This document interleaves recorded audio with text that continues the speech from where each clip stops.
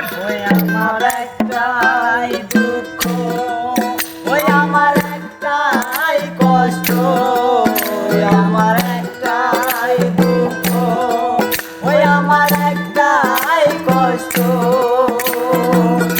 এই জগতে আমি কারো মনের মতো নাই, আমার কেউ ভালোবাসে না, আমার কেউ ভালোবাসে না।